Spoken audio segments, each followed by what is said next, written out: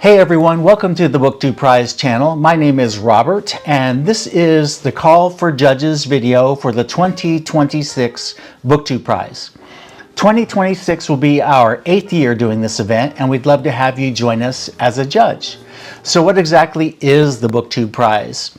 We started in 2019 as a small event to give everyday readers who are active on bookish social media a voice in determining a book prize winner of some sort. And so we started with a group of about 40 judges, and we started only with fiction. Over the years, we've experimented with a couple of other divisions, but in recent years, we focused on 2 divisions, fiction and nonfiction.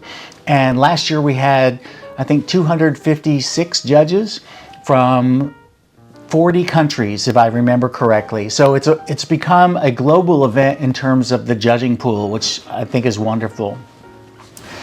The book prize itself is structured to take up 8 months. We start on January 1st.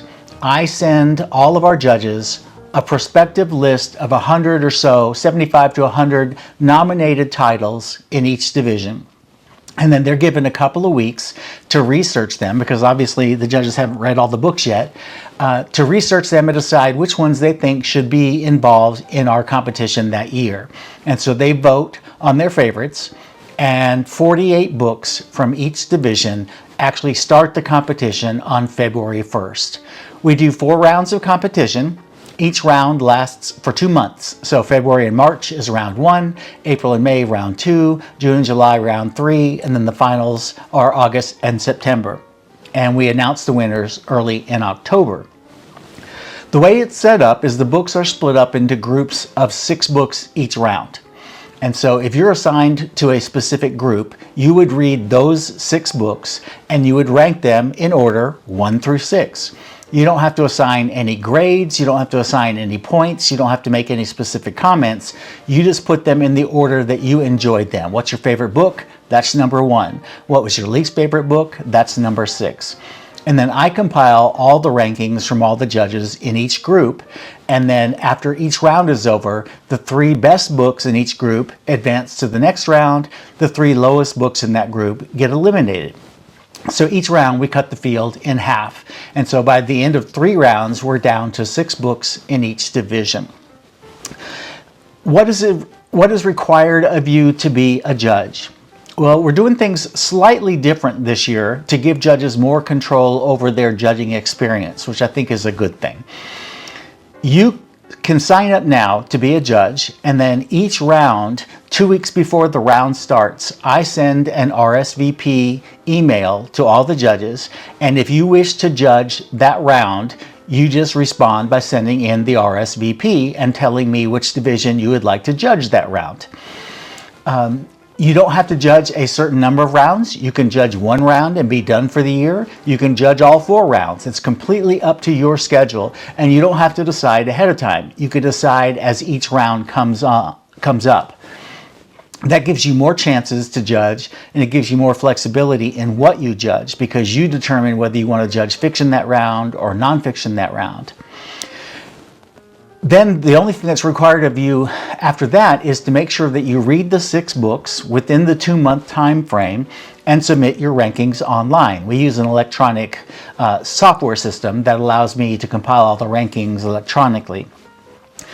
The main thing from my perspective as the coordinator is that to be a good judge, you have to respond to the emails that I send in a timely fashion. Some people don't use email very often, and it becomes a real problem when they say, "Oh, I didn't see it." You've got to keep up with your emails from me to be a judge for this event. It's the only way I can communicate with such a large group of volunteers at the same time. Otherwise, it just becomes too unwieldy. So that's all there is to it. You read the 6 books, you put them in order 1 through 6, you turn in your rankings, and then start the next round. It's very simple. You can judge 1 round, you can judge all 4 rounds, you can judge all 4 rounds purely of fiction or nonfiction, or you can mix and match as you see fit throughout the year. It's completely up to you this year. The deadline to sign up to be a judge is December 31st, New Year's Eve. Don't wait till the last minute though. I've had a lot of judges When they don't get contacted in January, contact me and say, what happened? And they never did send in the form to sign up to be a judge because they put it off and forgot about it. If you want to be a judge, sign up as early as possible. And then on January, you'll get an email from me, January 1st, that's your New Year's Day present, with the list of all the nominated titles for you to choose from in your voting. And I'll explain more details about that in the email to you that I send out in January. And that's really all there is to it. It's a fun way for you to find books that you might not have found otherwise. One of the best aspects of the prize to me is the number of books, especially nonfiction books, that I never would have found if it weren't for this event. And some of them have become favorites of the year, so you never know what you're going to find. It's a really good way of seeing what's out there beyond what your comfort zone might be. So if you have any questions, my email address is linked in the description box below. There's also a link to the Google form that you need to fill out in order to sign up to be a judge. It'll take you 5 minutes at most. Please fill that out, send it in right away, and then I'll be back in contact with you in January with the nomination lists. If you have any questions, please do email me. I'm happy to answer any and all questions. All right, everybody. Enjoy the time off between now and January and February, and we'll get started with year number 8 on January 1st. Happy reading, everybody. Bye.